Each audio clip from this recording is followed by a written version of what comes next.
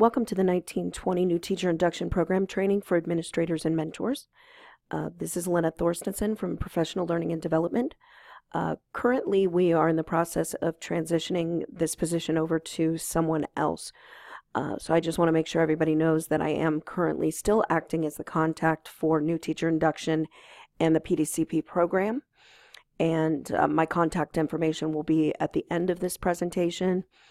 Once we have someone in place who's going to be taking on this role, we will make sure to roll that out to all of our lead mentor teachers as well as our school-based administrators who are leading those induction programs at the school. So welcome back to everyone, and we're going to get started with the training. The contents of the training will be to highlight the changes for 2019-2020, reviewing of the guidebook, the training forms, the role of lead mentor teacher, the ongoing support for our mentors at the school level, and then highlighting documents for district submission. We took a look at a lot of data in order to make the revisions that we made to this program this year. And we did comparisons between data we had from 17-18, as well as looking at the anecdotal, the comments, all of the pieces that we received from all stakeholders. That would be our mentees, our mentors, our lead mentor teachers, as well as the administrators. There were a couple of points of celebration that we felt really good about.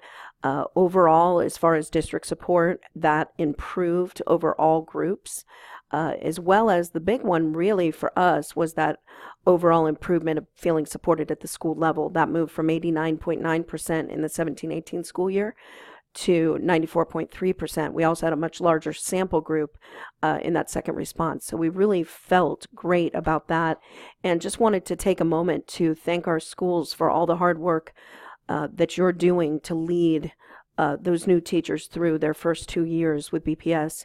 And it is making a difference in the quality that we're seeing. It's making a big difference for students.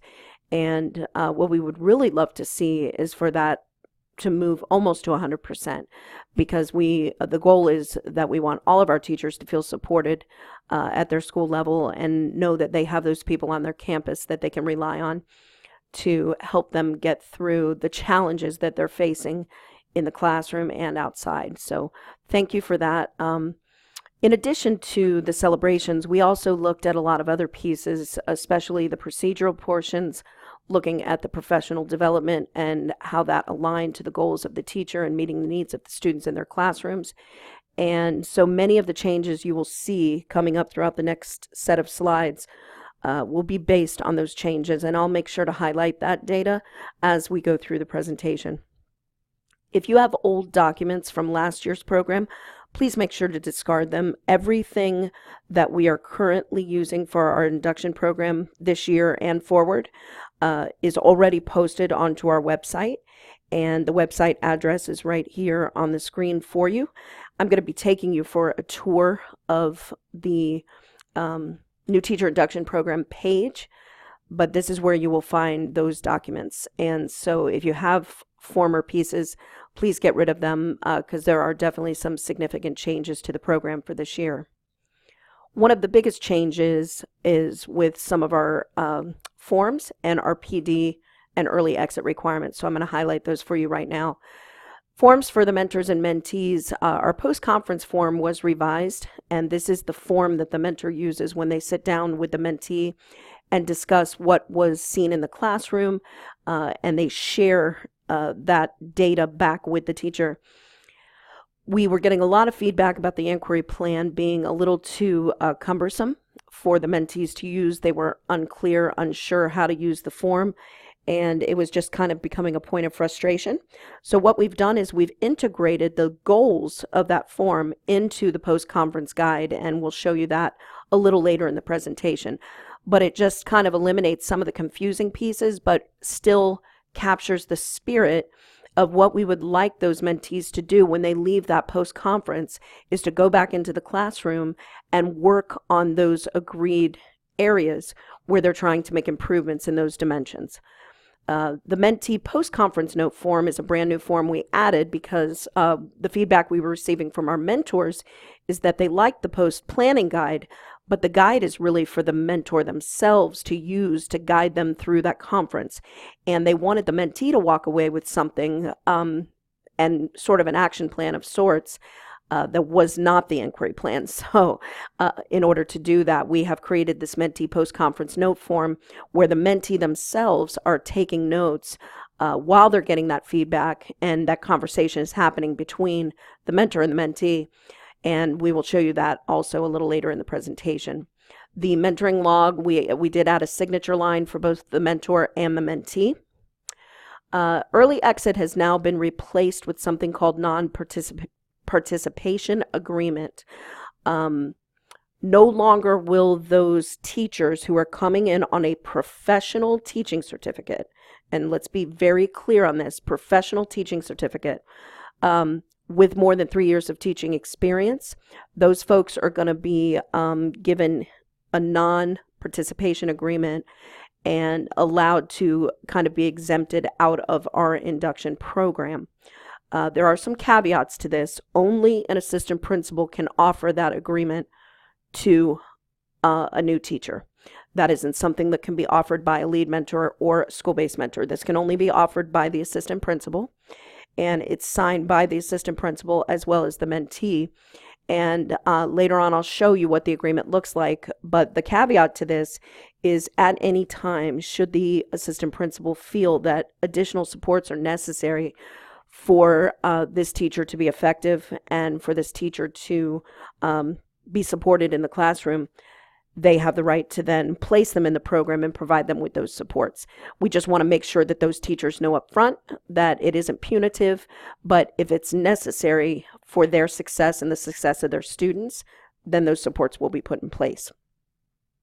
Never, ever, ever can a teacher on a temporary teaching certificate be given a non-participation agreement form. Very, very important that we don't do that. Temp cert people are not all created equal. We do have some that could potentially be given this option, but that would have to be discussed between the assistant principal and up here at the district level to make sure that we're not ever putting a teacher on a temporary certificate in a position where they are not fulfilling the requirements of induction. Our new teacher induction program here in Brevard County satisfies one of the requirements on that statement of eligibility for the professional educator competency program. And it's very important that any of those temp cert teachers be given that 2-year induction program experience, and they complete that successfully. So we'll talk about that in a little bit, as well as the affidavits and mentoring logs have been updated slightly. The biggest change to the affidavit is there's no longer a year 1, year 2. It's all been merged into one form, and I'll show you that in just a little bit. The administrative checklist has also been changed slightly. It looks very similar, just some of the columns have been changed, hopefully to make it a little more user-friendly. So you'll be seeing that document as well.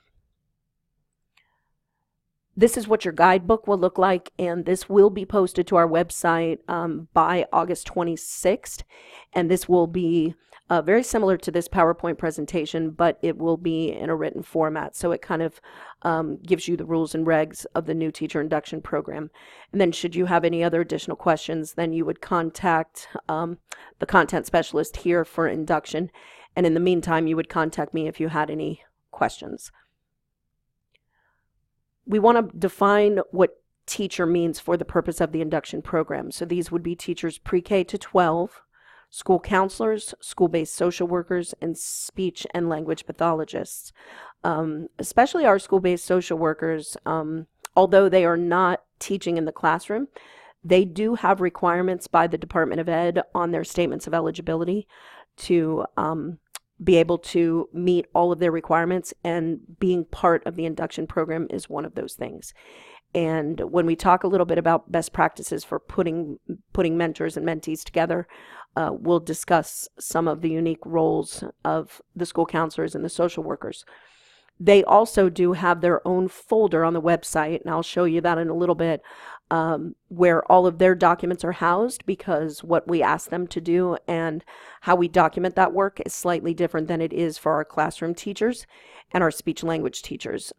Speech language teachers, even though they're not doing it on large scale, really do plan and prepare much like our classroom teachers. So they would be using the regular classroom rubrics, and we would be using the same documents that we use for our teachers, for our speech and language pathologists.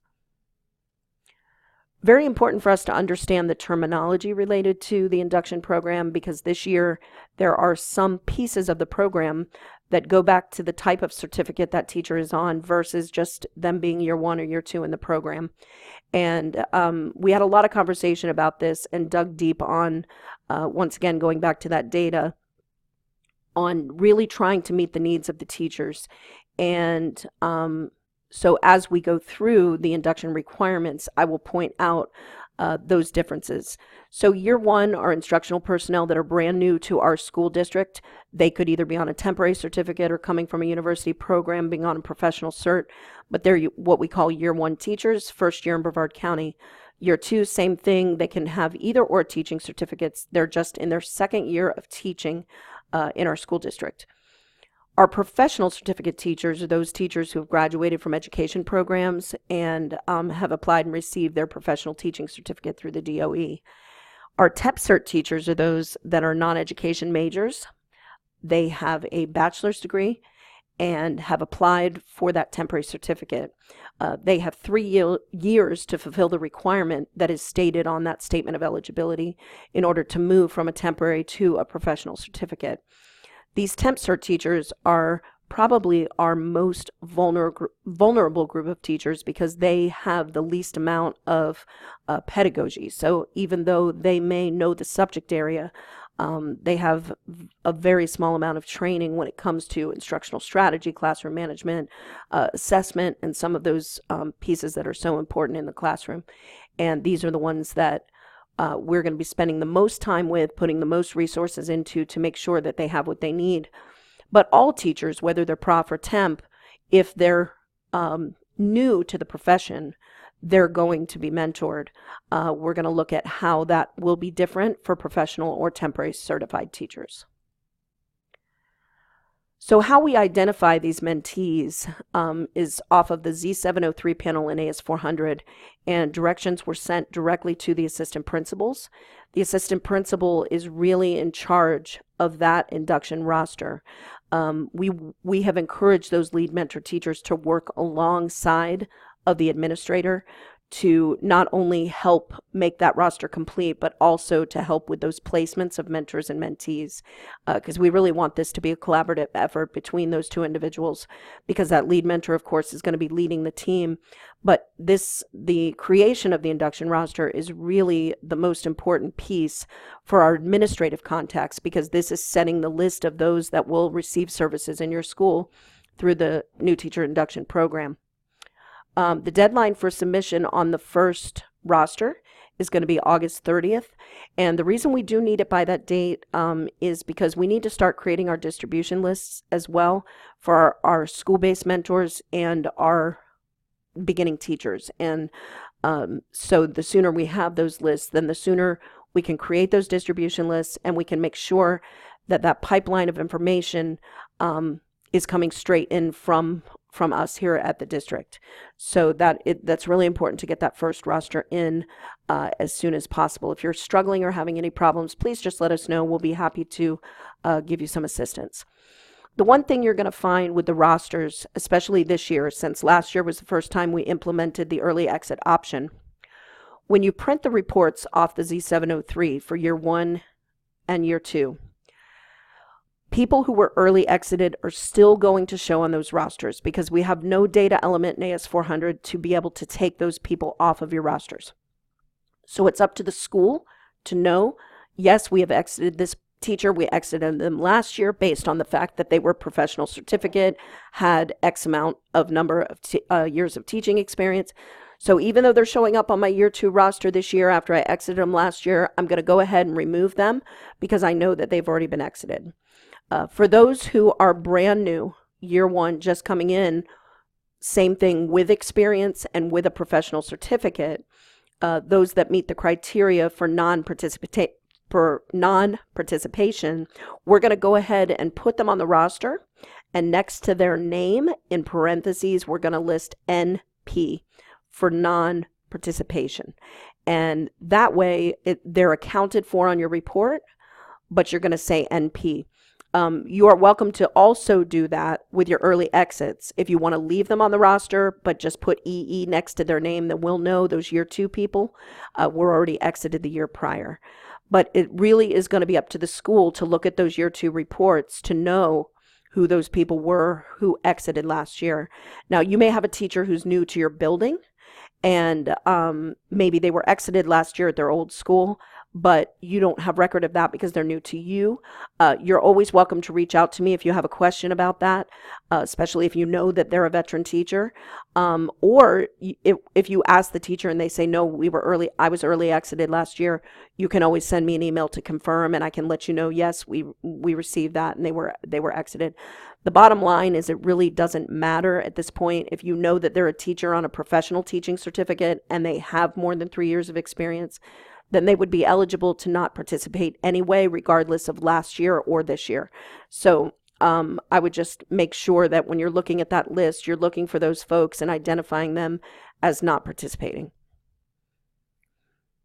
We also have shared with our lead mentors, we're going to be sending out to them, as well as you've already received it, that list of CET and peer coach trained people, because we did talk to them a lot about helping the administrator to be able to make some of those matches with those teachers. And we know that's a difficult part of having that induction roster at the beginning of the year. And we really want to enlist those lead mentors to assist with that process to make sure that everybody is paired well with the people that they're going to be assisting.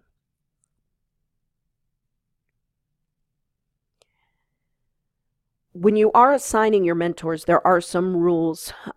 All year 1 and 2 temporary certificate mentees must be mentored by someone who's effective or highly effective and has also been through clinical educator training.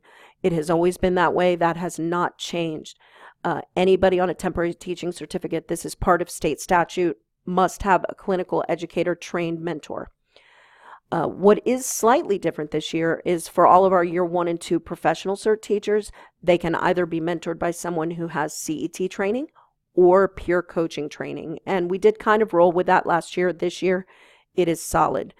We do know we have several people trained in peer coaching, and those people are not necessarily always being utilized as peer coaches at their schools.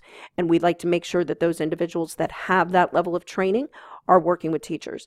So Prof Cert teachers can have CET or peer coaching, but those Temp Cert teachers must have CET trained mentor, must. Those not participating, the best practice would be to pair them with someone. It could be someone they choose, maybe someone they've already built a relationship with, maybe their team leader, department chair, grade level chair, something like that, or even someone at the school that they have close proximity to. You may want to pick that person for them in some cases, just to make sure that they're getting the support they need. But those people that are not participating don't need a formal mentor with training, because what they're going to need are those logistical pieces of working at your school. They're also going to need that BPS process and procedure, and kind of knowing how we do things in our school district and in the state of Florida. And they won't necessarily need someone who has that level of training like our temporary cert teachers do. And if you have any questions about how to assign mentors or how that works, please just call our office or email and let me know. The exceptions for mentoring are retired teachers returning to work, and NJROTC instructors do not have to be mentored. If you have a question about that, or have an ROTC instructor that is on a temporary certificate and you have concerns, please just let me know. But those are the two groups of people, in addition to those that are non-participating, who have that professional certificate and more than 3 years of teaching experience. Mentoring supplements are paid one time a year. I believe the payment's usually sometime around late April. And usually the supplement worksheet will come out to the schools through the leadership team packet sometime in March. Those come from the human resources side of supplements. And according to our BFT contract language, everyone that is mentoring in order to receive the supplement must be mentoring at least 2 teachers. Now, the one thing that is a little bit different is your lead mentor teacher doesn't have to have teachers directly assigned because they are leading the entire team. And so it does meet the language of the contract. So the lead mentor teacher doesn't have to have teachers directly assigned because they are leading the entire program. But all other school-based mentors must have at least 2 teachers that they are working with to receive the supplement. One of the things that we went over with the lead mentors during training is to really take a look at that roster and see if it's possible to balance out and make sure that someone does not have 2 temporary cert teachers they're working with. I know in some schools that would be a real challenge. We understand that all schools are not certainly not created equal when it comes to how many new teachers they have and how many temp cert, etc. But as best practice, you would want to pair a temp cert with a prof cert. That way, that mentor has a little bit more time to spend with that temporary cert teacher, because those professional certified teachers are only being mentored twice a month. And so that does cut down a little bit for those instructors. If you have any questions about supplements, certainly contact our office and let us know. Forms and procedures. The first form that all of our inductees sign is the induction agreement form. This form has not changed from last year, and basically it's just collective commitments between the building level administrator who is overseeing the induction program, as well as the lead mentor teacher, the school-based mentor, and the mentee themselves. And basically it's just stipulating that everybody's going to do their part, and that those that are supporting the teacher will do what they need to do to make sure that teacher gets what they need to be successful.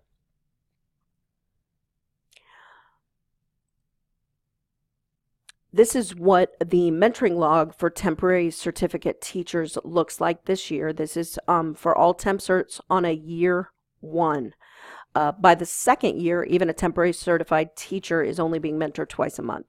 But that first year that they're in the program, because our induction program really kind of for those teachers is phase 1 of the PDCP program. So if they enter our program, all of these things they do in induction is part of that program as well. And those temporary cert teachers that first year need to be mentored weekly. All professional certified teachers that are in year 1 or year 2 are being mentored twice a month. And so that would be every other week. Some of our schools follow a model where they do a monthly meeting with all mentees and mentors. And in that case, that could count as one of those contacts for those mentees. And so you will find the new logs in the website. I've talked about this before, but these are our highest need teachers, those on a temporary certificate. And when I train the lead mentors, the one thing I did tell everyone is I don't expect you to be the one to have to get somebody into the PDC program. But what I do want every person to ask a temp cert teacher is this question. Do you know what you need to do to move your certificate from a temporary to a professional? And if the answer to that question is no, then we just want to make sure that you hook them up with us. So whoever that induction contact ends up being, right now Rhonda's information is on there, but it is going to be a different contact. And we want to make sure that those teachers really understand and know what they need to do to move from a temp to a professional. And so you guys are kind of going to be that boots on the ground level, to where we don't want any teachers falling through the cracks. We want to make sure that all of our teachers are aware of the program that we offer, and if they're eligible to participate, that they get that opportunity. And the information for PDCP is also connected to that new teacher induction site. And when I take you for the tour of the site, I'm going to show you where you can find that information. So now we're going to go to the web page, and if you would go to our home page to Departments and Programs up in the black portion of the toolbar, when you click on that, over on your right-hand side under P, you're going to find Professional Development and In-Service Information. Then on the left, you're going to see a menu for Human Resources, and you will see New Teacher Induction as one of those pages on the menu. It'll be the fourth page down under Professional Learning and Development. And I'm going to take you directly into the live site right now, so I can, actually I'm going to wait a little bit, and I'm going to first take you into the induction requirements, and we'll do the tour at the end. So our induction requirements for 1920 for all of our classroom teachers, this does not include our school social workers and school counselors. Theirs are slightly different, and they have their own induction requirement form, and I'm going to show both of those to you. But what you're looking at is over here on the left-hand side, you're going to see straight down, these are all of our induction activities that are part of our induction program. And across the top, you're going to see all of the different roles, the mentee, the school-based mentor, lead mentor, and the administrator. And so as you look down the column, if I'm a mentee, I'm going to look down this column here, and I'm going to see these are all the things that I'm going to have to do to be able to complete the induction program. The first thing all mentees do is to complete that agreement form. And then observations, they're going to be visiting classrooms to see highly effective or effective teachers in the school teaching.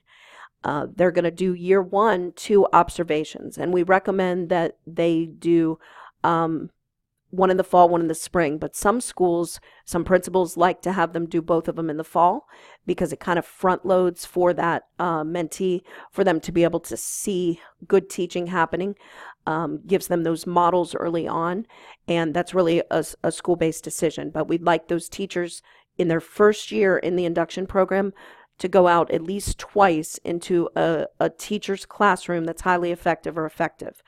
What we told the lead mentors is we would like them to be one of those stops, but if there's a teacher in their building that they know has really strong skills, let's say in Dimension 2, where that teacher might be struggling, then they are more than welcome to suggest that teacher. And that's where they're told also to work with you as the administrator on that release time and how they're going to get out into those classrooms. During the second year, they're only going to go out for one observation, and we recommend that that observation happen in the fall. The reason these are extended over both roles is because that school-based mentor that first year is going to go in twice to observe that mentee, and then they're going to go in once that second year to observe that mentee, because we really want that formative process to continue on throughout those 2 years in the program. That feedback that they get from their mentor in that relaxed atmosphere where they're not being evaluated, it's strictly just a formative to take a look at their teaching practices and provide feedback, is very valuable to those mentees, and they really appreciate having that experience, and it is helping in their teaching practice. So for professional development, this was an area where we did make some revisions. As you remember, last year we were piloting the Sanford Inspire. And after looking at the feedback that we received from all of the parties involved, the anecdotals, in addition to some other pieces, we made the determination that we are going to be using for our professional development the New Teacher Academy. Our academy has been revamped. It's very strong. I'll talk about that in a little while to let you know what the topics are that are specific to New Teacher Academy. So this is where understanding those definitions of Temp Cert and Prof Cert are important, because for our temporary certified teachers during year 1, their 2 focuses are going to be to come to New Teacher Academy and work on GK practice. And I am going to be pushing out information to all of our admin contacts and lead mentors about how we can provide that GK practice to our participants for free to help them to be able to be prepared for that test. During year 2 in the induction program, We want those folks entering into the PDCP program if they qualify to be in there, or taking their college classes. So for example, I might have a temporary cert teacher that maybe only needs 6 hours of instruction according to their statement of eligibility. They probably wouldn't come into PDCP because it's very labor intensive, and for them to just come in for 6 hours of instruction wouldn't be a good thing, because in PDCP it's all or nothing. And so for those folks, they may just take the 1 or 2 college classes they need to be able to get their credentials. And so during that second year, we feel that that PD of doing the PDCP program or taking college courses is more than sufficient in meeting the needs of the induction program. And it's moving them toward their goal of being a professionally certified teacher. For our teachers who are already on a professional certificate, but just brand new to the profession, new teacher academy and or job-specific PD. And that's going to be what we're going to use for those 6 hours each year. So what it would look like is year 1, they would come to new teacher academy, and year 2, it would just be that job-specific PD. There are no specific things they have to go to. It would just be whatever fits in for what it is they're teaching, because we really want them to have that support, especially looking for those PD opportunities from Leading and Learning, for them to really build their content knowledge and make dimensions 1, 2, and 3 very strong for their classroom. Mentoring meetings for our temp cert teachers, year 1 is going to be weekly. So only those temporary certificate teachers will have to meet with their mentors on a weekly basis. During their second year in the program, they're just going to go to meeting twice a month. For professional certified teachers, they're going to meet twice a month both years. And so they're going to do the same thing year 1 that they're going to do year 2. They're going to meet with that mentor twice a month. And that feedback really came from our professionally certified teachers on that data that we pulled. They felt that meeting every other week was plenty. And many of them said they had a good enough relationship with their mentor that if they needed to meet more frequently, that they could do that, and would prefer to be able to do that on their own versus having that be a hard requirement. So our requirement is going to be twice a month. And then the completion of paperwork is just submitting the affidavit and the mentoring log. That's it. Last year I got all kinds of extra forms, post-conference forms, pre-conference forms. I don't need any of those documents up here.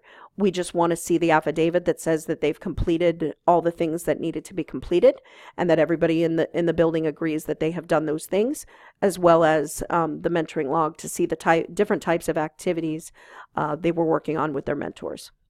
And then the induction roster, that's only for our administrator, because the administrator is the one who's going to send that in, and it's going to be sent 3 times throughout the year.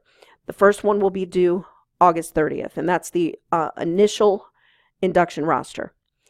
Then it will be sent again in March, and this will include any additions or changes, because we know in a perfect world we'd love if we could just bring everybody in at the beginning of August and we wouldn't have any changes, but we know that isn't the case.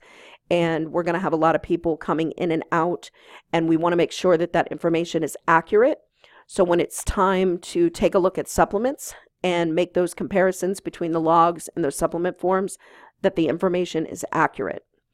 The last one is going to come up on May 15th, and sometimes it won't be any different than the one you sent in March. They might be the same, but even some schools had people they were hiring between March and May, and we just want to make sure that it's accurate. So those rosters would come up 3 times throughout the year.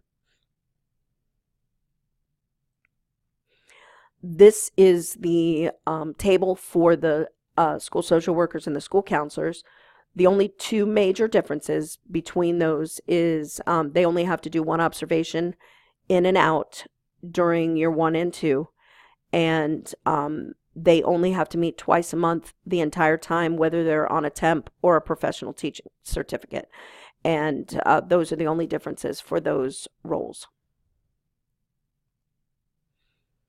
For our lead mentors and our school-based mentors, we have created new classroom performance indicators. We had these last year, so they aren't new to our program, but we just wanted to make sure that our mentors understand where those documents are located and how they're using those instruments. For those that have been trained in clinical educator training years ago, we used to use a form that was multiple elements from each dimension. And what we were finding with the feedback was that it's too much to have to focus on so many different elements within a dimension when a new teacher is trying to work on building their skills. So now our data collection tools are broken down by dimension and by element. And that way at the pre-conference, it can be determined what dimension and element is going to be looked at. And then those pieces are what's going to be observed and then talked about at that post-conference. And so those are broken down for that reason. This is our pre-conference form. It really hasn't changed too much, but we did add down here at the bottom in the logistical piece, where would you like for me to be located during the observation, because we felt it's important for the observer to know when they walk into that classroom, where would that teacher like them to go. And everything else on the form is very similar to last year, so I'm just going to quickly take you through. We would begin the pre-conference by identifying the standard and the quadrant of the learning cycle. So it's really important, not only do we know what standards being addressed in the lesson, but then also what is it that the mentor is going to see when they come in? Are they in the beginning of the learning cycle with the hook, or are they already into the content instruction, or are students working through their guided practice and working on projects, or are they already to that end where we're looking at assessment and what students have learned?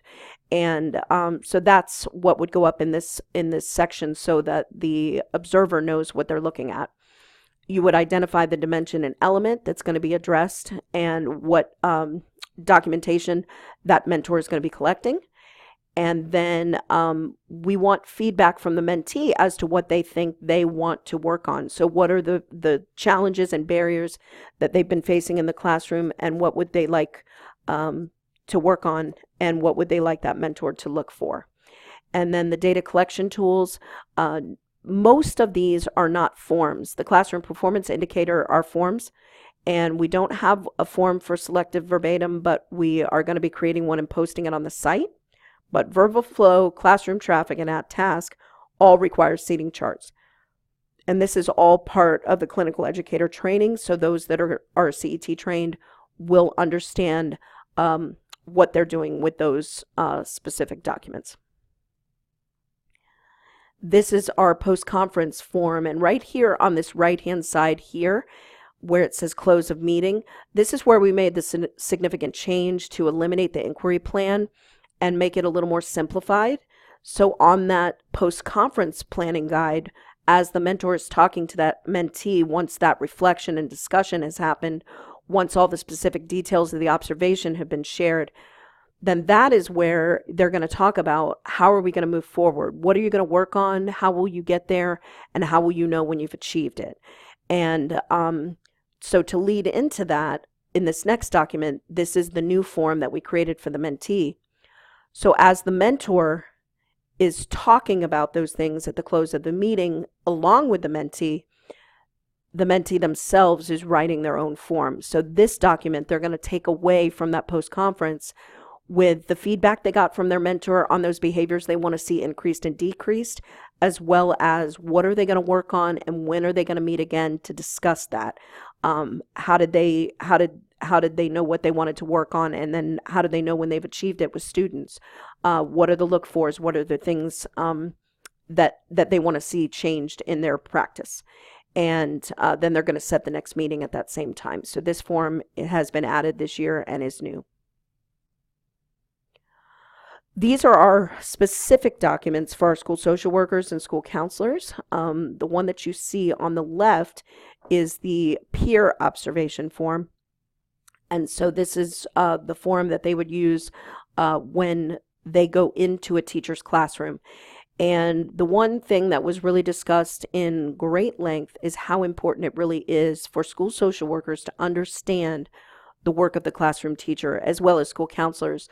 It really helps when they are speaking with students and building those relationships and trying to help students with strategies they can use in the classroom to make improvement, especially for those kids that are struggling. And so very important for those school social workers and counselors to get into a teacher's classroom and observe. The form that you see on the right is the one that the mentor will use when they go in to do an observation with a school counselor or a social worker. And most times that's going to be done in a one-to-one or in a group setting. And it's just a way of kind of leading them through the things that a teacher would be looking for in the work that a school counselor or a school social worker does. And then some of the takeaways, what they learned about that counselor's job, what things can they take back into their classroom to even help their own students to access services with our school social workers and counselors, as well as ideas they may even want to implement in their own classroom, especially if they're watching something like small group. And so just a way, once again, to make those connections between the school counseling office and the social workers and the classroom. This is a copy of the new affidavit, and it is now a fillable form. Some of the lead mentors voiced their idea that they probably want to be the one to type these up and provide them to everybody at the end of the year so that they can make sure that all of them are being done and sent in. It really is up to you at the school level how you would like to do that. But for each candidate in the induction program, we need to have an affidavit. We do not need to have an affidavit for people that are non-participators or were early exit the previous year. We're only looking for affidavits from those that are actively participating in the induction program. We have the induction rosters to show us who isn't participating. So on the affidavit form, they're going to list all their personal information, school, administrator, their mentor's name, their name, employee ID, and then if they're a professional or temp cert, and if they're year 1 or year 2 in the program, they're going to check off that those induction activities have been completed, and then everybody's going to sign and date. And the assistant principal who's in charge of induction is going to keep a copy of this document. You should store your documents for 5 years, and after 5 years, then you'll be able to dispose of those. This is the affidavit created for the school social workers and counselors. Their requirements were slightly different, so we did need to do a different form, but it's going to be filled out in very much the same way. These are the 2 documents that would come up here to ESF. We would have a copy of the affidavit and then a copy of the mentoring log. The example copy that you see to the right is a log for a professional certified teacher or someone who's on a temporary certificate in their 2nd year of the program. The log you see is the bi-monthly log.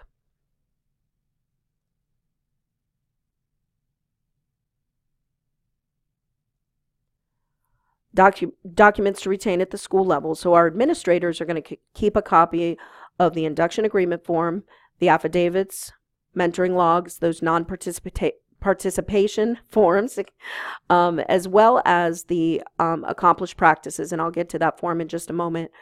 Those forms are going to be kept by the administrator for every mentee, and once again saved for 5 years at the school level.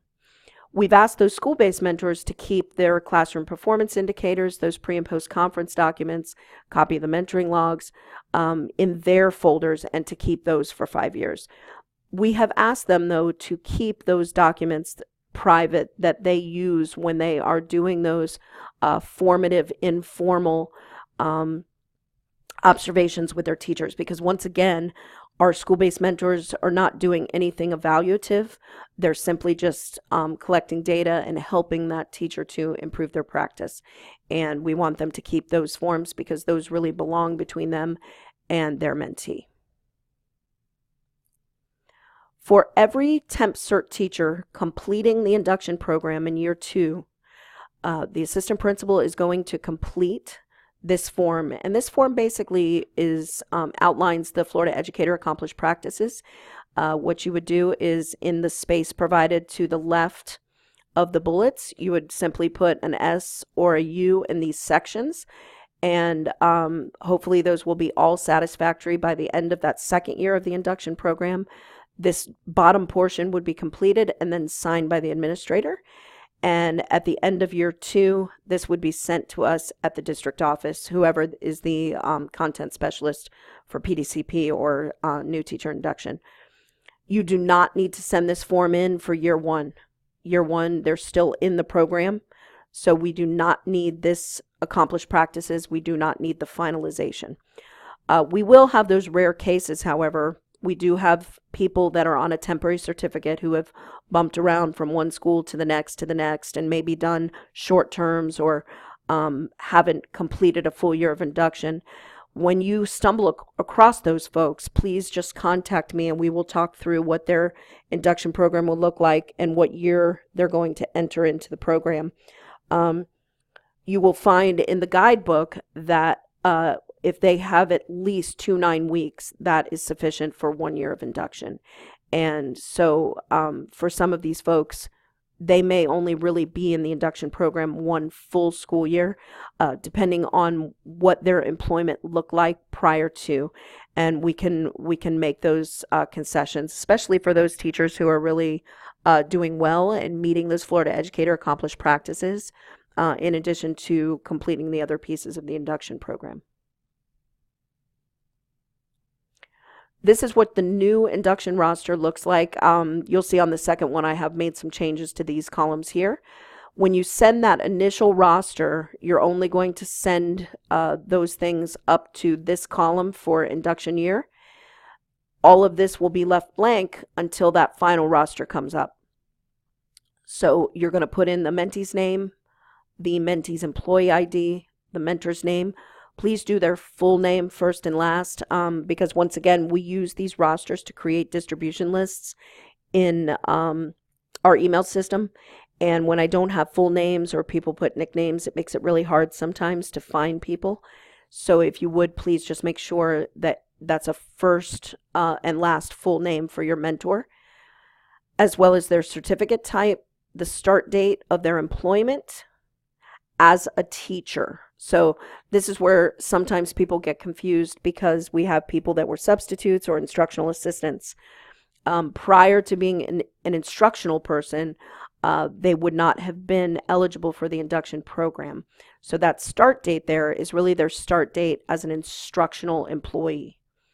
And then their year in the program. So if they're just year 1, you'd put a 1. If they're starting in their second year, year 2. This is what your final roster should look like. It should have the names, all of the same information from the first one, and then whether or not the affidavit was complete and sent, mentor log complete and sent, and then the date that you sent the educator accomplished practices for those that are temp cert. If you notice, this teacher right here is on a temporary certificate, second year in the program, and then there was a date there of April 20th when that assistant principal sent it up here. There's an NA in this column for this person because it's not applicable to them. They're not on a temporary teaching certificate. And for this person, it's a no in that column because they are in a temporary, but they're in their first year. And we don't send the accomplished practices during year 1. We send them during year 2.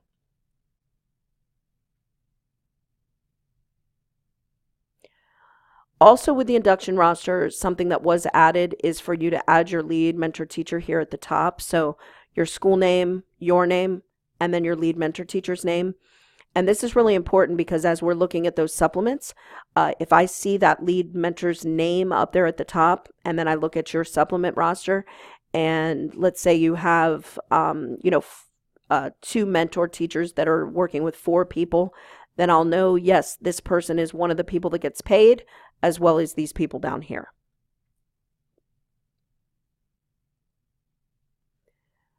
Our ongoing support for our mentors is going to be delivered now via a newsletter.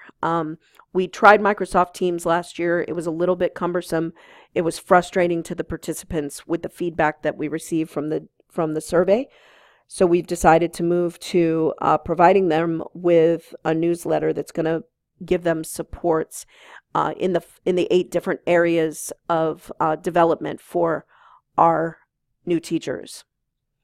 So those 8 areas of development are going to be personal, professional, curriculum instruction assessment, organizational systems, how to deal with students, colleagues, the school system, parents and community, and then special educator notes. And so every other week, they will receive a newsletter that contains information that during that 2-week period of time, they can be addressing with their mentees. And we got the best feedback on this of everything we did last year. Even though Microsoft Teams was frustrating to people, they really, really loved having this given to them every other week. So they had those talking points and they knew what are the important things that I should be addressing with my mentee. And it made the mentoring much more directive. What we don't want to see with mentoring is for mentees to only be getting that mentoring when they're asking or when they're inquiring about things.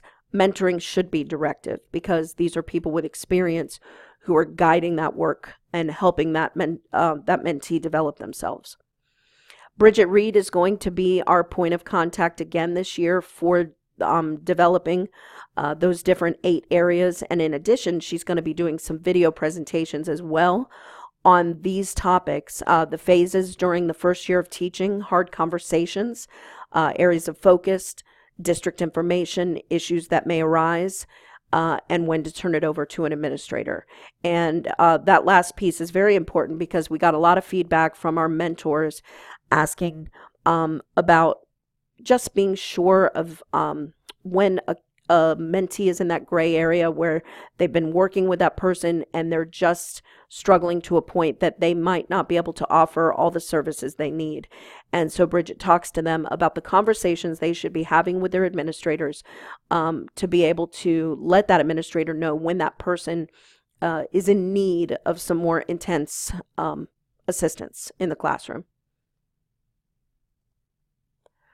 Our newsletter is also going to contain in that district information things on technology, IPAS timelines, initiatives from human resources, PD opportunities for both mentors and mentees, as well as initiatives and updates. One of the first things that was part of our newsletter that we just sent out to all of our mentors was our new Teacher Out Night, which is going to be August 24th. That's this coming Saturday. And we're really hoping to have all of our mentees join us. We told the mentors, please feel free to be their +1 if they would like to come with them, because we just want to give our new teachers a way to network with other new teachers and to kind of learn a little bit about Brevard County, not just BPS, but Brevard County as a whole.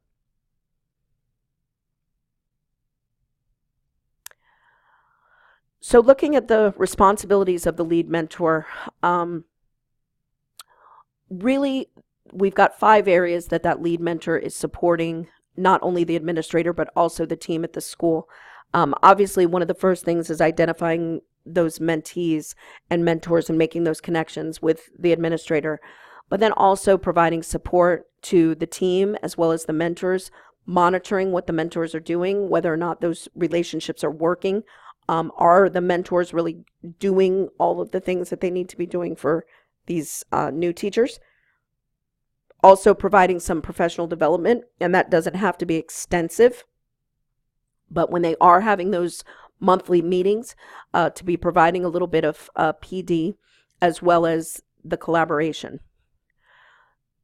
With the identifying mentors with you as administrators, once again, just looking at making sure that those people are CET trained, that they've had a minimum of 3 years of teaching experience, and they are either effective or highly effective on their most current evaluation.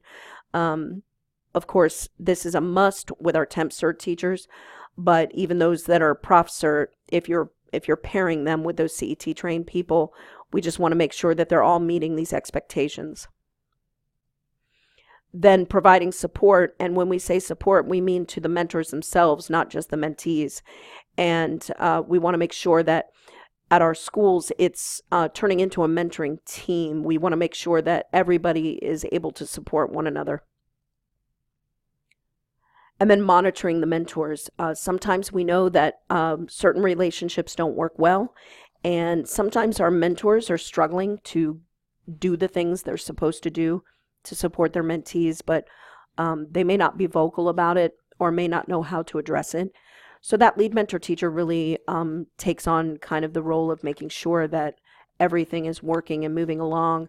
And then, of course, they can report back to their administrator to let them know if some changes need to be made. But it's really important that they keep their thumb on the pulse of what's going on with the school. We also want to make sure that they're knowledgeable, in new research, content standards, subject matter, and all of those pieces. Also being able to provide some professional development to their new teachers. So those site-based trainings, things like Performance Matters and Focus Gradebook, and even some of our curriculum programs where they might be providing some extra support. Also helping our new teachers register for New Teacher Academy. New Teacher Academy is a one and done event. So those that attended the Academy in July would not need to come back for October or February. It's one and done. Some of our schools last year were sending folks each time. So I just want to make sure that that's clear to everyone that it's a one and done event. But those that were not hired in time to come in July, we would love to have them there in October or in February. And we would like to ask those mentors to help those teachers get registered in Progo. And when we take the tour of the website, I'm going to show you where you're going to find the calendar of new teacher trainings. Also collaborating with the team, building relationships on that team, opening your classroom for observation. We're even encouraging the lead mentors and mentors, school-based mentors, to open their classrooms to one another. So to create that coaching culture that what I'm doing in my classroom, I know what you're doing in your classroom. And it's really beneficial to our new teachers because it just helps to build kind of a network of support for them. And also scheduling those mentor team meetings is extremely important. So right now I'm going to take you into a live version of the site, and we're going to take a look at some of the different areas where you can find the forms and get the information that you need about the program. Once again, you go into Departments and Programs, and when you click on that, you're going to go over to Professional Learning / In-Service Information, and it's going to bring you over here to our Human Resources page. And down here under New Teacher Induction is where you're going to click. You'll always be looking for the red apple. That's how you know you're in the right spot. And you're going to find on the left-hand side all of our new teacher induction forms and information. This video is going to be posted there, as well as the guidebook, and then all of your supporting documents are right here. Many of these you've seen during the training, so I'm only going to show you a few that you have not yet seen so that you can take a look and see what those are. So in the folder marked for administrators only, there's only one document in here that you have not yet seen, and that is that non-participation agreement form. So I'm going to go ahead and open that up, and we're going to take a look at what that looks like. So for this agreement form, you're going to fill out the top portion. The certificate type here is marked professional because only teachers on a professional teaching certificate could be offered this option, and only those with experience. So if you scroll down, you're going to be able to read what's on the form, but to summarize, it just says that we're acknowledging that they hold a professional certificate as well as years of experience. So therefore, we're not going to have them participate in the activities of induction. But at any time during the school year, should you as an administrator feel it's necessary for them to receive additional supports, then they're going to be placed into the full induction program. And you also have the right to request, they have the right to request to be entered at the beginning. So if you have a teacher who says, I do have a lot of experience, but, I'm coming from a private school or I'm coming from out of country, I'm really not comfortable, I want to be in the program, then they're just going to say they'd like to participate. You're going to add them to your roster as a regular participator, and that'll be the end of it. There is a statement down here that's very important because it says, as a new instructional hire in Brevard County, you will have 2 formal observations, 2 informals, as well as a midterm and a final evaluation based on the IPPERS rubrics conducted by the administrator. If you're a former BPS employee and returning after a break in service, you fall under these guidelines. So I just want it to be clear that even though they may not be participating in some of the activities of induction, they're still going to be held to that first year, first in on the IPAS. So they're going to need the 2 and 2 during that first year. And then they're going to sign, and the administrator is going to sign. So this is one of the forms that you didn't see originally, but is part of what's available to you. Excuse me while I close those. You have seen the agreement form and the charts. This is the folder specific for the school social workers. If you click into that, you'll find that all the documents you need for those 2 categories of teachers will be in that folder. There's also a folder here for mentee and mentor observation documents, and you have seen all of these during the PowerPoint. The classroom performance indicators are here, and they're divided up in folders by dimensions 1 through 4. The mentoring log for 1920 is here, and when you open that log, you'll see there's 2 tabs. The first tab is for temporary CERT teachers in their first year, and that's the weekly. And then the other tab is for everybody else. The 2019-2020 affidavit form, and you saw that in the presentation as well. But the one thing you didn't see was the new teacher trainings. If you click and open that, you will see a little catalog of all the things that we offer for our new teachers. So as administrators or as lead mentor teachers, these are trainings to help support our teachers in dimensions in which they sometimes struggle when they're new. The first one you see is the New Teacher Academy. Once again, that is a 2-day, one-time event. Day 1 of the Academy is for all teachers new to Brevard County. Doesn't matter your years of experience, your cert types, any of that. It's just anybody who's new is day 1. And we cover 5 topics in day 1. Day 1 is benefits and retirement, online media and curriculum resources, focused gradebook, BPS policy and procedure, and network security. And they're all extremely important trainings for people who are brand new to our county. Day 2 of our New Teacher Academy is drilled down to 3 main topics, which is classroom management, instructional strategy, and teaching diverse populations. And these 3 trainings are very important because they kind of lay the foundation.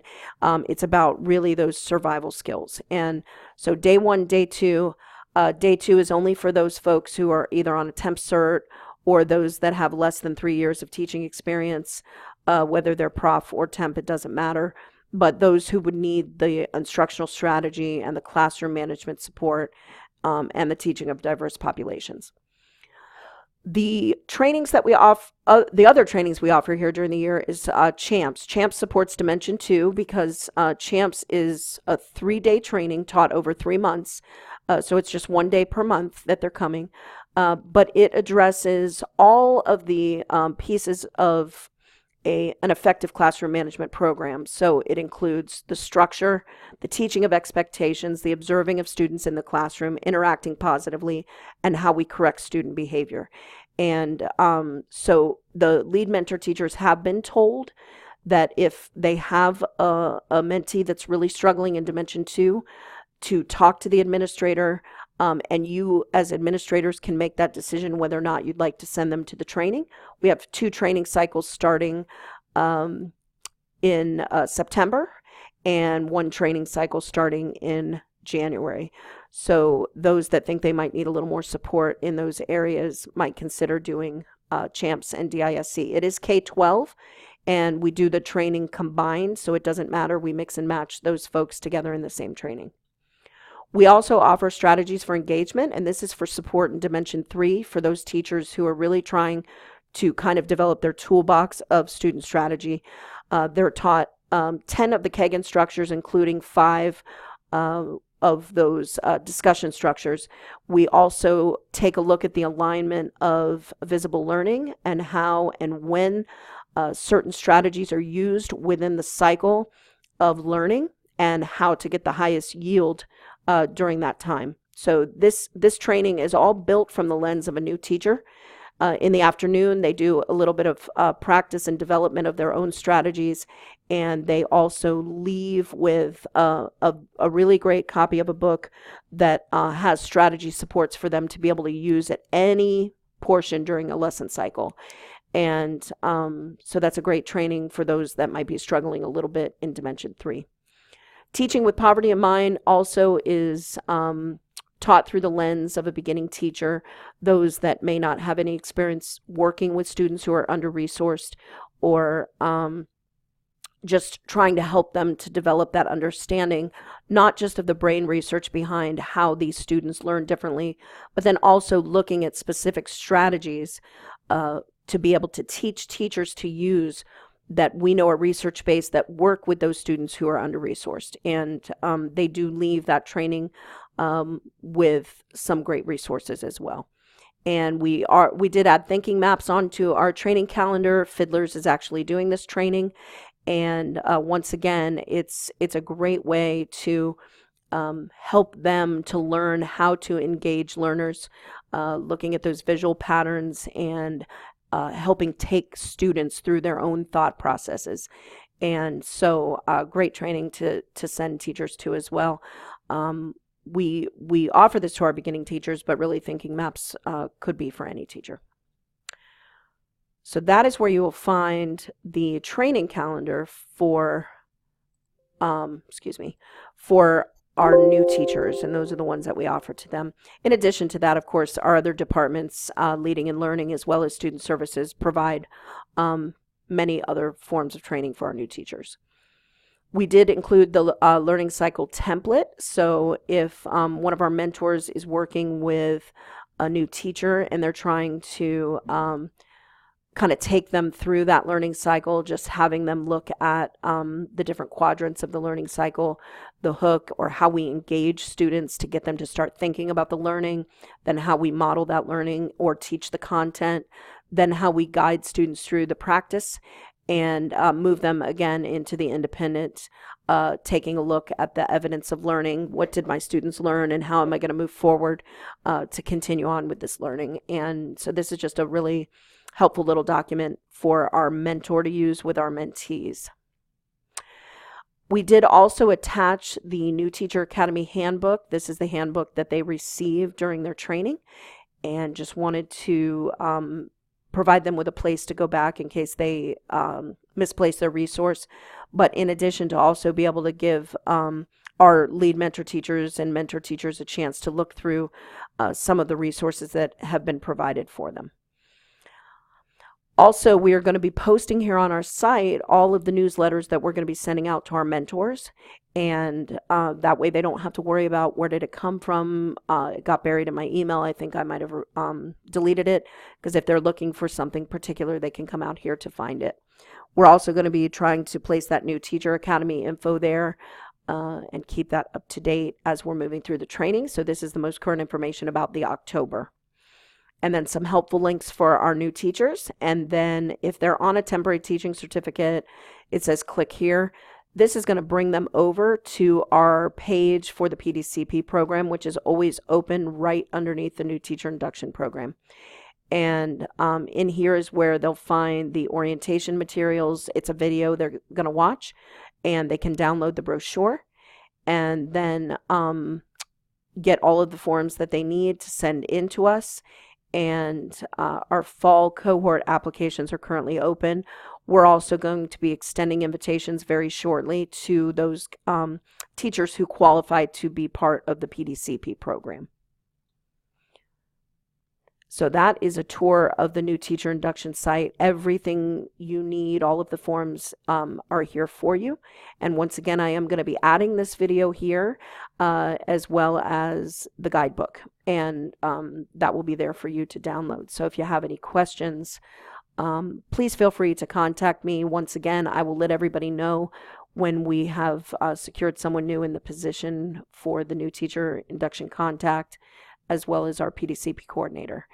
And I just want to, from the bottom of my heart, thank all of you for the hard work that you do each and every day with our kids here in BPS.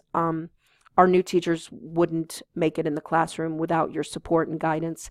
And we definitely could not impact the work at all without you doing boots on the ground and working with these teachers directly. So thank you to our administrators who oversee these programs, our lead mentor teachers, our mentor teachers who are really working hard with these teachers in the classroom. We thank you so much. And please, once again, reach out if you have questions or concerns or need any type of assistance, and we're more than happy to do that. Thank you so much, and we hope everybody has a wonderful school year.